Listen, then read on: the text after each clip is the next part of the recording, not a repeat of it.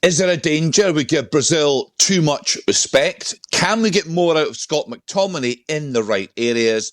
And how can we create more chances and more shots on target?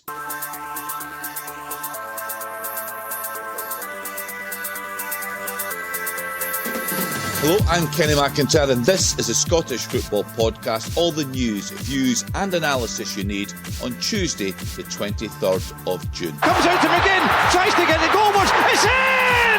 Scotland are in front and it's John McGinn who has got Scotland's first World Cup goal! Up next for us at the World Cup finals, Brazil, 5-time world champions. But is this really a vintage Brazil squad? Cuts inside! Brilliant goal by Vinicius Junior. There was no stopping that. He came into this game with a lot of pressure on those young shoulders.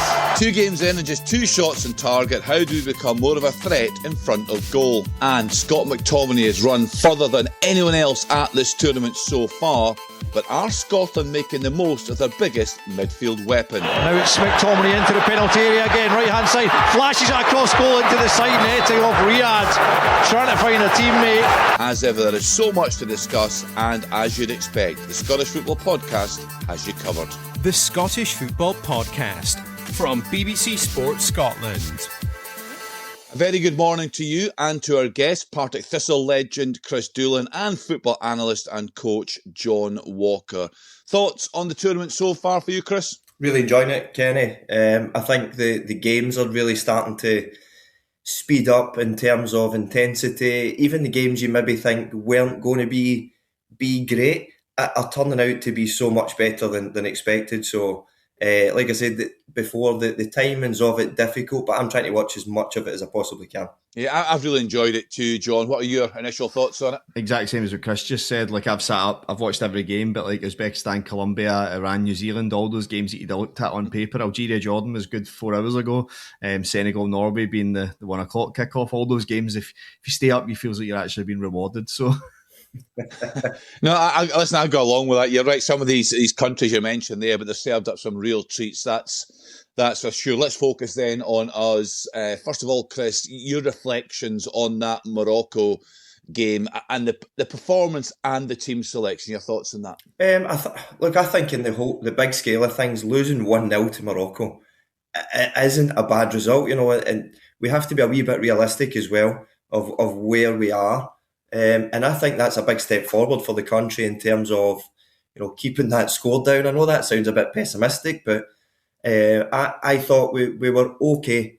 Performance-wise, we were okay. I do think we should have probably had a penalty.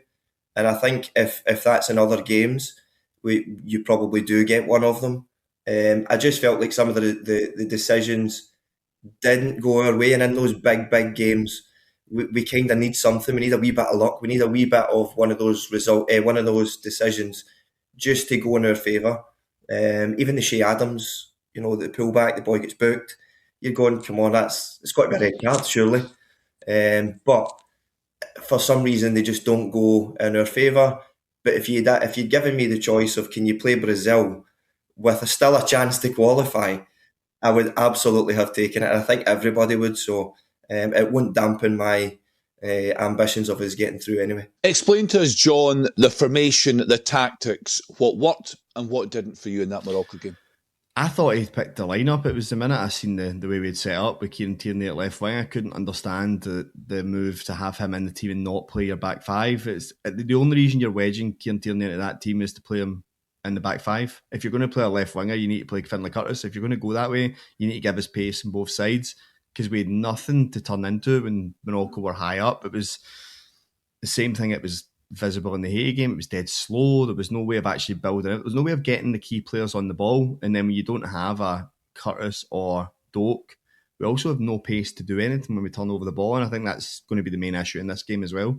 Looking at the various stats, Kris, that we get through, Scott McTominay has covered more yards than any other player at these finals. Lewis Ferguson is actually second. It's great. It's fantastic commitment, the energy, the passion. We love that. But surely we want to see more of Scott McTominay in more forward, more dangerous areas for Scotland. Yeah, I think that would be natural. I think you just think of the Denmark game. He gets in the box and scores that amazing goal. It's because that's what he brings to the team. I think when you look at statistics and stats, they're great. Absolutely great that you can run that kind of distance. It does show a desire. We could get better use of his legs, and I think that's the key. Is that you run smart, and guys like McTominay, they absolutely do run smart. I think the problem with Scott McTominay, if there is a problem, is he's so good at all parts of the game. He can be a number 6, he can be an 8, he can be a 10. He's the type who can bring the ball out for the back and also finish it at the other end. Trying to get the best out of him, especially maybe when you lose a Billy Gilmour at one side, it's almost as if they're covering for that. But I would love to see him further up the pitch. I think he's got everything that you want to see in an attacking midfielder. I think coming into this game in Brazil, will you really see that? I'm not sure. I don't think we'll see. I hope we do. I hope we get him pushed further up the pitch, because he is the type who can get forward. You've seen in the game he hits the post. I just feel that he's the guy, even from 20, 25 yards, who can let things go, and he's not scared to take a shot and go. And really, that's what we need. You said at the start, 2 shots on target. You need people then to take shots from distance, to be brave, and don't be scared of missing the target. Ultimately, don't be scared of missing, because otherwise you don't score. How do we utilise him better? How do we get more out of Scott McTominay, do you think, John? You have some sort of style of play or some sort of control in a game where Scott McTominay's not doing most of his running, trying to find ways to get on the ball and trying to find ways to maybe pick up second balls. Or I would be guaranteeing, based on what I've watched these 2 games, a large proportion of his running that he is already doing is without the ball, and it's out of possession as well, which is another problem for me, because then you need Scott McTominay fresh when we turn over the ball, and he's not, because he's been chasing for 2, 3, 4 minutes like we've seen in the Morocco game. So for me, it's about, you need to have a little bit more control. I don't need you to play like Barcelona. I think that's what the back 5 helps us with. You can kind of play around the back a little bit, invite teams out and give us a little bit of space to get Robertson down the line, Tierney underlap, and then you've got the patterns that we used to see back in when we beat Spain, when McTominay got both those goals. It was from us kind of putting a bit of pressure down the left side. Give him a breather to let him get up the park, because you're just asked him to run about up and down constantly, hoping that something breaks, something sticks, and we get out of there. So I think for me, it's always about trying to find some sort of control in moments of games that even Haiti seemed to find against us that we didn't. Kris, you kick us off with this. Before we get your thoughts on what the team should be against Brazil, I did a podcast yesterday with Andy Halliday and Scott Allen. Now, of course, they were delighted, a lot of praise for Steve Clarke for getting us to 3 major finals, but they said they're frustrated with him. They believe he should be getting more out of this squad that I keep hearing from you guys is so talented. We should be more on the front foot. They're not happy with his tactics. What are your thoughts on that, Kris? Look, I agree in terms of getting us to there. I think he's done an absolutely amazing job. I know how difficult it is to be a manager and making those big calls. I think in this type of game, it's not necessarily the starting team that will get us something. It's actually going to be what finishes the game, and it's the substitutions. Guys like Curtis, Gannon, Doak, if you can bring them on and we can get those types, that sends a message to the rest of the team that we're actually trying to score a goal. But is the Brazil game the right game for that now? I don't know. And in terms of making those big calls, it is up to Steve Clarke to make those calls. I love when I see wingers. I love, Finlay Curtis has been outstanding when he was at Kilmarnock at the end of the season. He was brilliant. He's been brilliant for the country as well since he's went in. Gannon Doak. We do have talented wingers. It's how to create and I think John mentioned it, a style of play where we're not too open, but we still have a chance of scoring a goal. You've got Shankland there, who is a goal scorer, but will you see much of him against a team like Brazil? It's all down to how the manager sees this 90 minutes playing out, or 90 odd minutes. But like I said, I have a feeling that it's actually the substitutions that will make or break whether we can get anything for the game. Not necessarily. I think we've got whatever the starting 11 may be, I think we've got a very, very good starting 11 and enough to keep the score down and maybe get us through. It's when we start making changes. What do those changes look like? Do we open up? Do we not? Are we conservative? Are we then fresher to see out a game? These are the big calls that Steve Clarke makes. But, like I said, I wouldn't be there bashing a manager because I think it's such a hard job. It really is. And when you walk in their shoes, it's tough. But, for me, I have a feeling that we have a terrific starting team, but it's going to be the team that ends that will dictate whether we get anything out of this game. Is he getting enough out of this squad with the quality we've got, John? It's one of those hypotheticals that I've probably been guilty of. See what Kris just touched on, being an analyst or a kind of fan and forgetting that you're trying to work in football. You kind of have to toe the line properly of like, Steve Clarke's delivered results. So whether I like it or not, I can't deal with this hypothetical of, oh, well, these players are good enough to play a different style of play and be more advanced and be more expansive. I don't know that. Steve Clarke might be getting the maximum out of these players together because everyone's looking at probably the players that we do have, Gilmore, McGinn, Ferguson, McTominay, but we still don't have world-class centre-halves. We've got world-class full-backs and wing-backs, so is this a style that best suits what we've got as a full nation? Maybe Steve Clarke is getting everything he can because in the end, he's the one that has to find the balance between being expansive, but that expansive means you've opening up Grant Hanley to high lines and counter-attacks, and that's not his strength either, so it's one of those hard ones. I've played around with that for 4 years now, probably, when I've seen the major tournament results. But for me, it's hard to argue with the fact that there's actual results and the hypothetical scenarios that I create in my head don't exist. So, but that's what I would say, John. I would say that Haiti, everybody said must win game, must win. We won. In Morocco, were you expected to beat a team 7th in the world? No, we weren't. Okay, but Kris, were you not expecting to see us dominate Haiti? I'm not sure I was expecting to see us dominate Haiti. I was expecting to see us play a bit better. I won't lie. I think the team could have played so much better in the game, but the history books don't talk about how well you played or who done what. They talk about the result, and I think as a manager, that's what Steve Clarke's all about. He's all about go and look at the score or go and look at where we are. The history books only talk about results and the facts. And for me, it's I'm trying to enjoy, as much as I've heard Steve Clarke's trying to enjoy it, the team are trying to enjoy it, I'm trying to enjoy it as well, because I think, I'm realistic. I said at the start, if you'd offered me the chance to play Brazil to get through, as long as we don't take a doing off them, hopefully, we might still get through. I would be okay with that. Ultimately, I want more. I wanted us to score more goals in the Haiti game, but we didn't, but we still won. And I just think to me, Steve Clarke has delivered what he's been asked to do, albeit the team can play better. They know that. Kris, who's been our best player of the final so far, the best Scottish player? I think, obviously, McGinn gets the nod for me, just because he chips in with the goal. I think he gives us a bit of everything. McTominay, I would struggle to pick who's the best or who's been the best. I think you have to look at, we've only scored that goal, and John McGinn gets it. I was a goal scorer. I'm all about goals.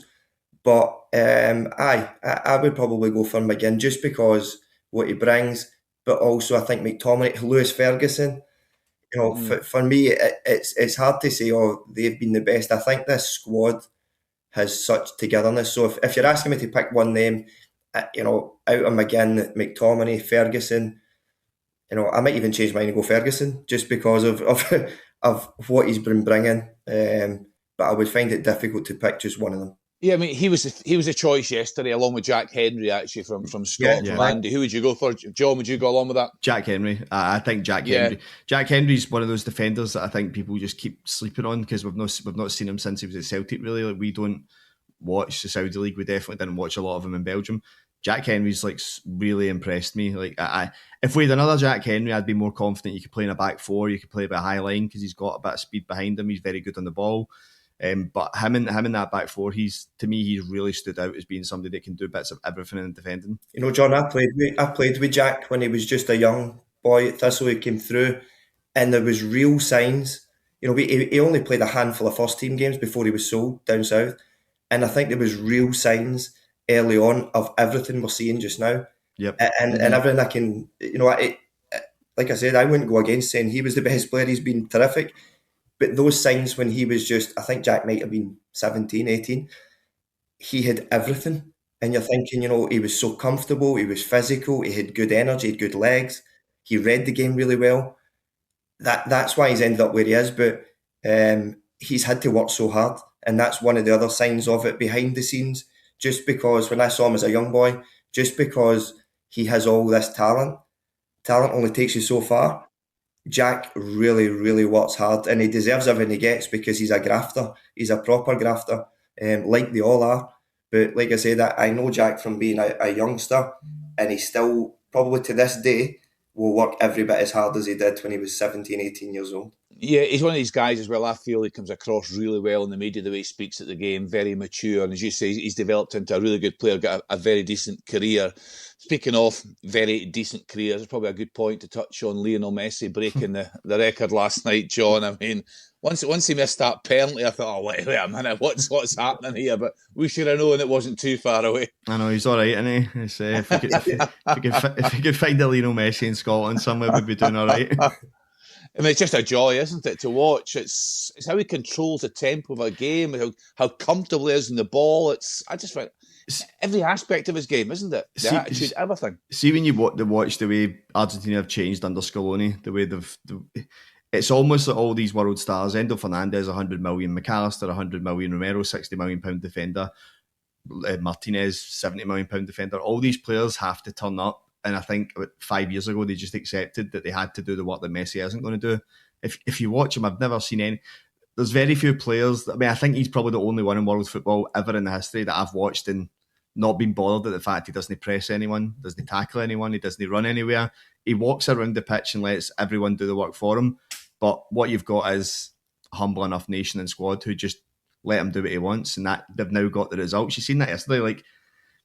I mean, it's unbelievable. He just walks about the pitch, and then the minute he gets the ball, he just explodes, and you're done. That's the thing I love, that he just shows for it. When you're even just watching the game, it feels uncomfortable. You think he can't possibly take the ball there, but it's that confidence, Kris, isn't it? You're seeing.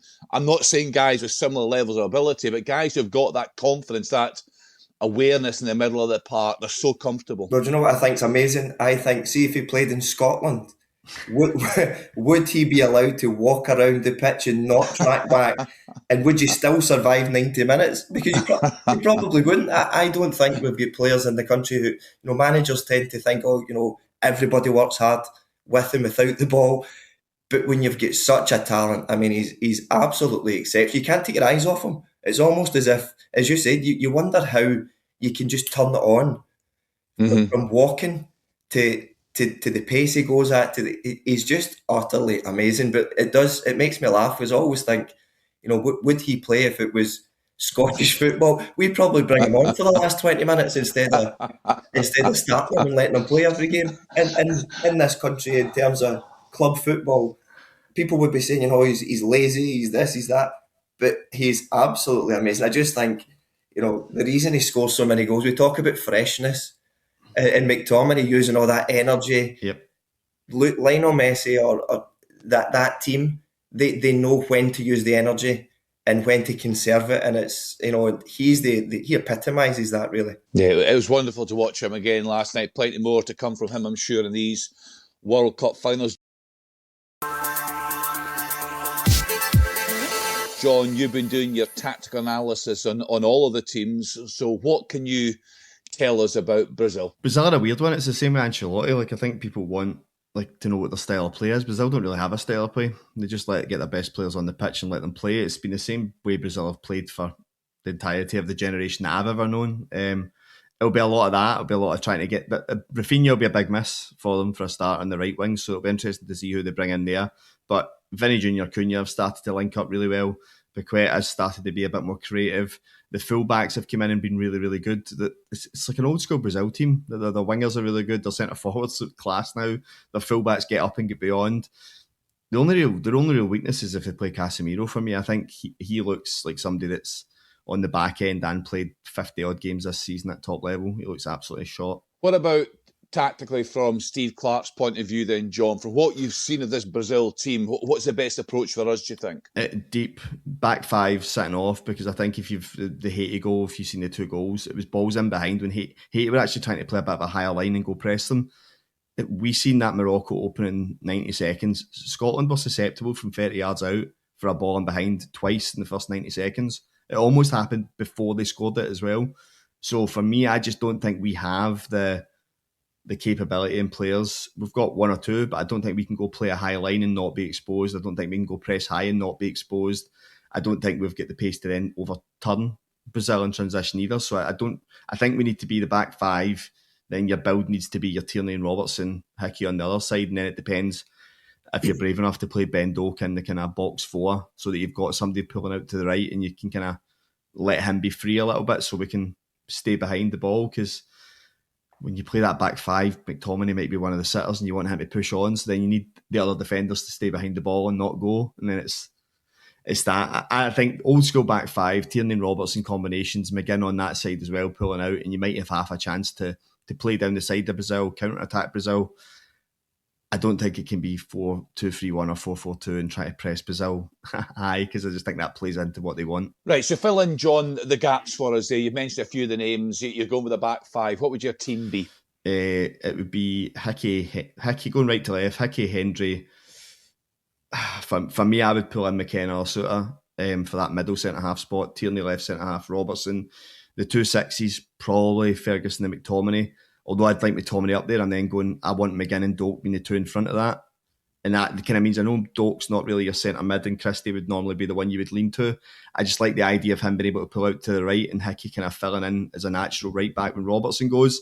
And then you kind of get that 4-2-3-1 image when that happens, because Doak then becomes the right winger, Robertson left winger, Tierney left back, and it moves around. And then for me, Shankland needs to play for me. I look at the half chance Adams had against Morocco when the cross came in and he completely missed it. The corner that Dykes is a good chance from. I just look at those opportunities and go, if you're only going to get one chance, for all Lawrence Shankland, you want to tell me that he doesn't run channels, he doesn't have pace, which are all fair points. He knows how to score goals, and as Kris said, like, it's an old cliche. It's the hardest thing to do in Scotland. They're proving that, so you need to get the best player that's available to do it on the pitch, no matter what his other deficiencies are.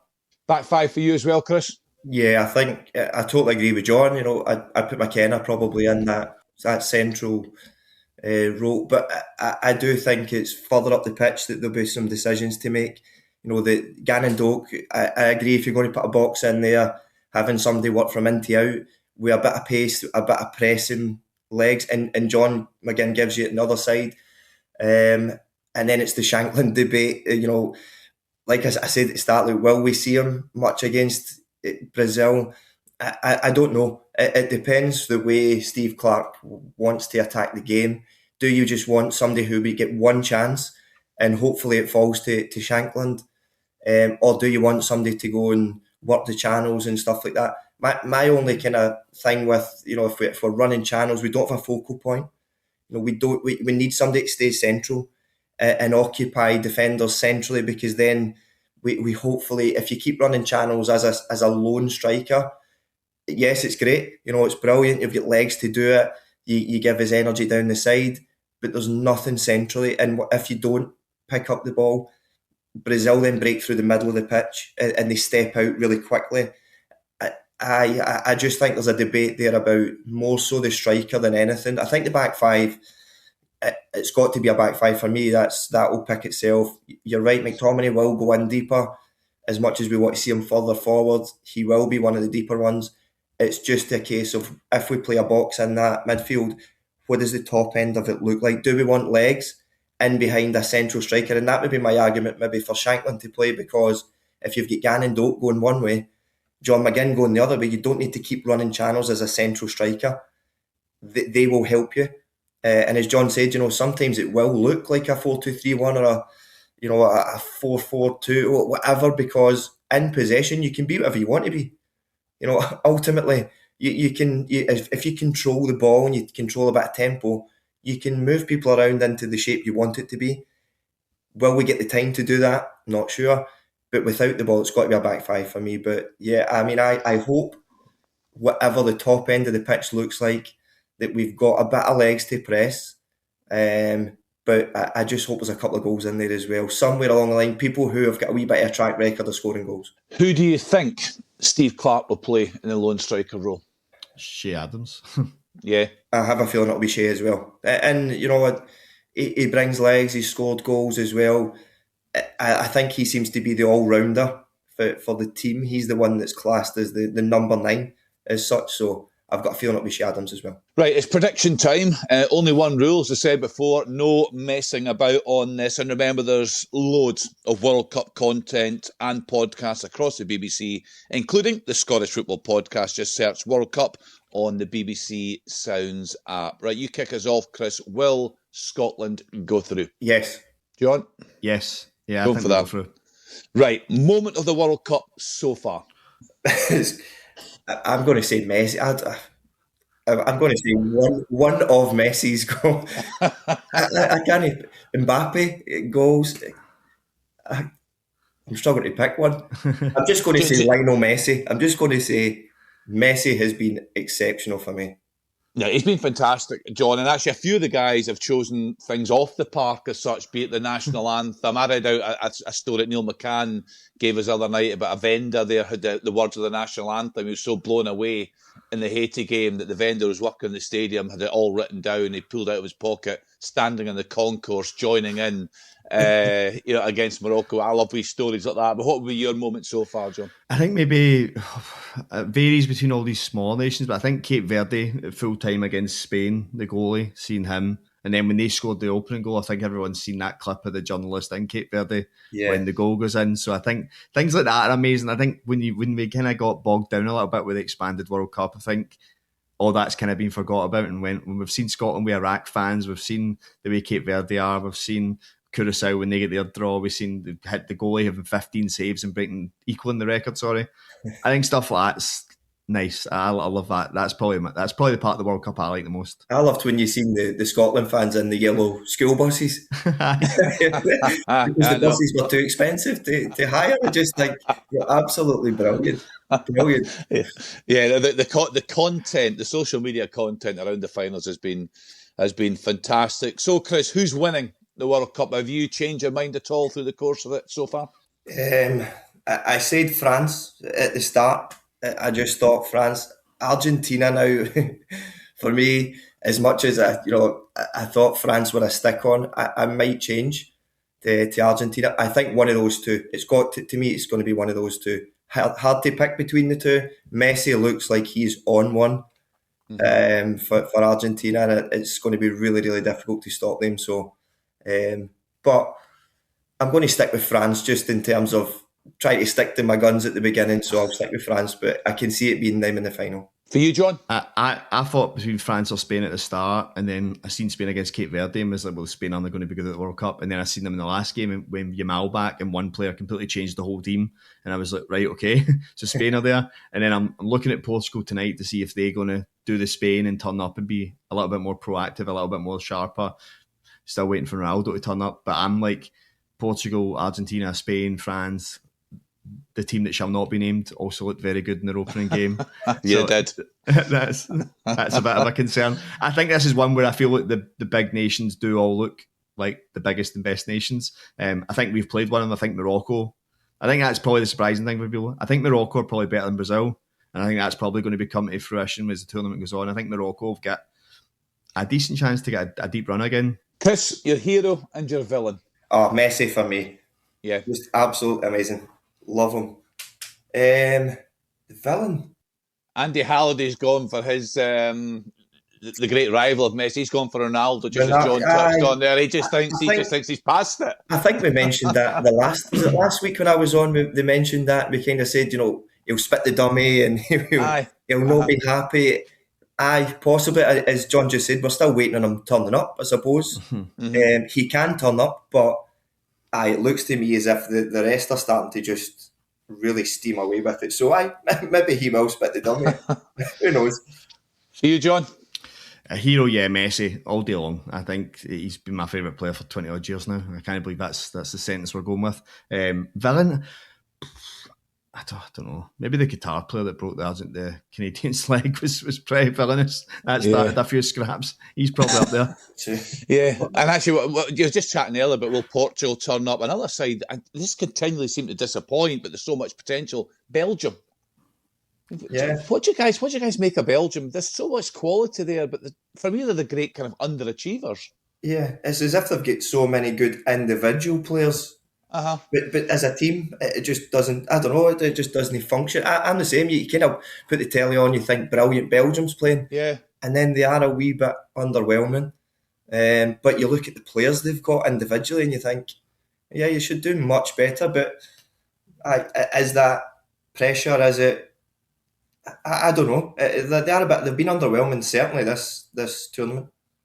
Yeah, and as John said, some of the big guns really coming to the fore now. So that's all we'll get time for today's edition of the Scottish Football Podcast. Thanks to John Walker and to Kris Doolan and to you for listening. Remember, we're here with new episodes of the podcast bright and early every day. So to make sure you don't miss out, subscribe on BBC Sounds and have push notifications turned on your phone. We are nearly there. One more day to go until we face the might of Brazil. As ever, BBC Scotland has you covered. More build-up tomorrow on the podcast and all the build-up from 9 on Match Day on Sports, and of course full commentary from 11 o'clock. From all of us here in the team, bye for now and have a great day. It's petty, it's ill-informed. Are President Trump's cuts having an adverse effect on research? It's pandemonium. What number's that in the periodic table? PD, number 47.